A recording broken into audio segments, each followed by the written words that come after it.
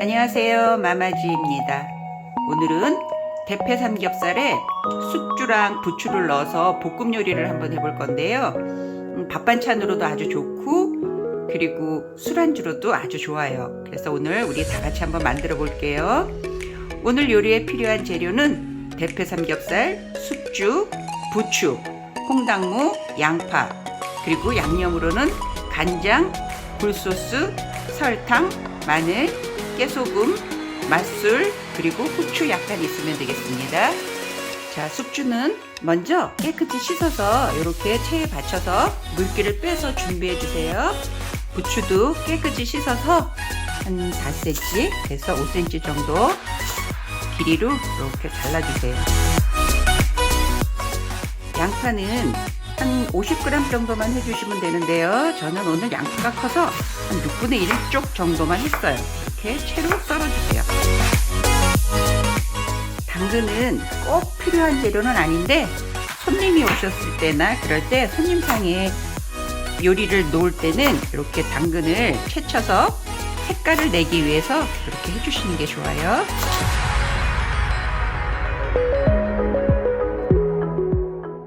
자, 이제 볶아 볼 건데요. 맨 먼저 불 위에 팬을 올리시고 약간 달구신 다음에 대패 삼겹살을 먼저 넣어서 구워주세요. 대패 삼겹살에서 기름이 나오기 때문에 굳이 기름은 안 들어오셔도 괜찮아요. 그리고 대패 삼겹살은 보통 냉동된 상태로 나오죠.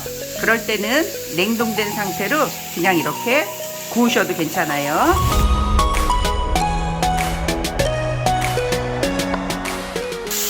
이제 약간 익어갈 무렵에 먼저 양파와 그리고 홍당무를 넣고 같이 좀 볶아주세요. 그리고 이때 우리가 준비했던 양념, 간장 2큰술, 굴소스 1큰술, 맛술 1큰술, 마늘, 수북이 1큰술, 그리고 설탕 1큰술 이렇게 넣어서 같이 볶아주세요.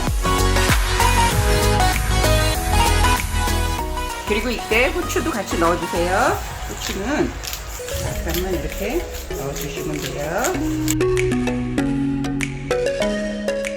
고기가 어느 정도 익었으면 이번에는 숙주를 넣고 센 불에 얼른 볶아주세요. 같이.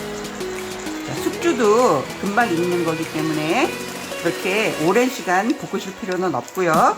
숙주가 약간 숨이 죽을 정도로만 볶아주세요.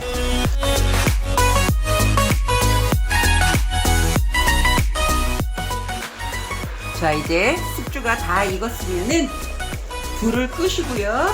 부추를 넣어주세요. 부추는 뜨거운 열기만 있으면은 금방 익어지는 거거든요. 그러니까 굳이 불을 켜고 안 하셔도 되고 이렇게 뜨거운 기가 있을 때 섞어주시면 부추는 익어요. 벌써 부추가 숨이 죽었죠?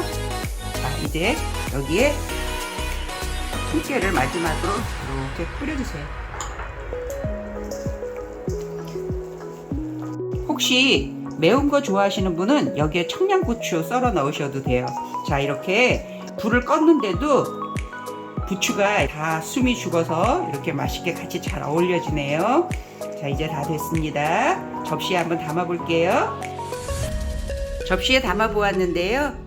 아직도 김이 모락모락 나는 게 굉장히 먹음직스럽네요. 자, 여러분들도 이렇게 대패 삼겹살에 숙주랑 부추랑 넣어서 한번 볶아서 드셔보시고요.